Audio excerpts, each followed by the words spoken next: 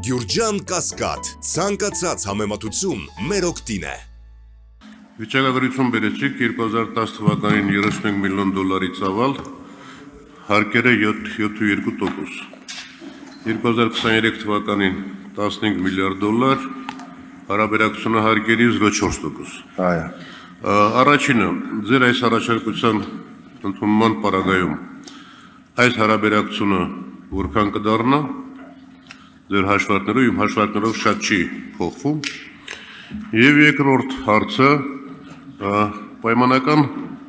2025 թվականին այս փոփոխությունով հանդերձ պարզվի, որ ծավալը աճել է 7 տրիլիոնից դարձել է 10 տրիլիոն եւ հարկերն էլ համապատասխանաբար աճել են, ասենք դարձել են 50 միլիոն դոլար։ Մենք ինչ արդյունք ենք ունենալու։ Ի վերջո դրա այդ կոչերը, խելամիտ կոչերը քաղաքացիային ուղղված, չեմ կարծում դրան խաղում, երբ որ ընկերությունները գործում են նման պայմաններում։ Ասեք թվերը ձեր պարագայում, ընդունելու պարագայում, քանի տոկոս հարկերը քանի տոկոս կկազմեն եւ արդյոք շատ ավելի արմատական լուծումներ պետք չեն, որպեսզի այս ծավալը անընդհատ շահի։ Շնորհակալ եմ։ Շնորհակալ եմ հարցի համար։ Իրականում այս օրենքի ընդունմամբ այնպես չի, որ հարկերի հարաբերակցությունը դառնալու է այնպես, ինչպես ես եմ ցանկանում կամ հավանաբար նաև դուք եք ցանկանում, բայց մենք չենք կարող այս պահին ավելի կտրուկ փոփոխություններ անել, որպեսզի ամբողջությամբ դաշտը չգնացվեր։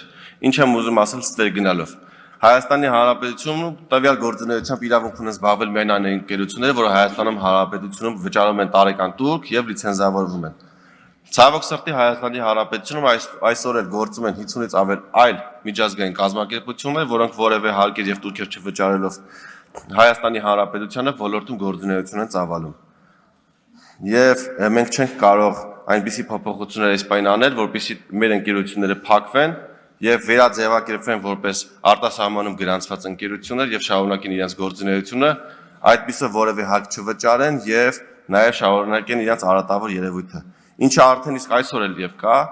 եւ Հայաստանի Հանրապետությունում օրենքի խախտման գործունեություն է ծավալում vibet.com ինտերնետային կայքը, որը գրանցված չի Հայաստանի Հանրապետությունում եւ օրենքով Հայաստանի Հանրապետությունում գործունեություն ծավալելու իրավունք չունի։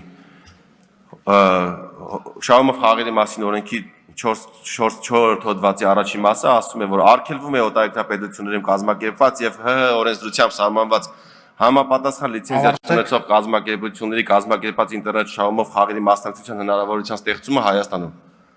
Արձագանքի կշարունակեմ։ Արձագանք։ Պարոն Թունյանը ուր է։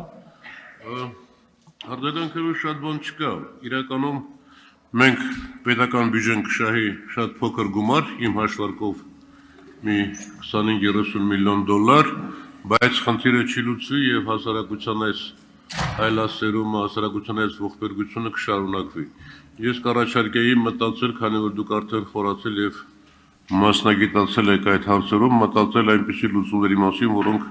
իսկապես շատ ավելի արդյունավետ կլինեն։ Շնորհակալ եմ։ Շնորհակալ եմ։ Փոփոխությամբ մոտավորապես տարեկան 10-ից 13 միլիոն դոլար ավել պետական եկամուտներ ենք ունենալու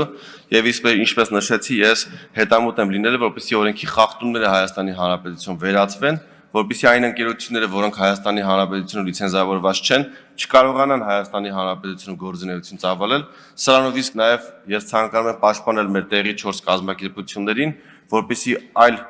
ընկերությունների հետ անհավասար պայմաններում չաշխատեն։ Քանի որ օրինակ միջազգային կայքեր կան, օրինակ պետ 365-ը կամ Magazine X-Bet-ը, որոնք Հայաստանը որևէ տուրք չվճարելով գործունեություն են ծավալում, սրանով իսկ ոչ մրցակցային պայմաններով առավելություն ունեն տեղական 4 կազմակերպությունների հետ,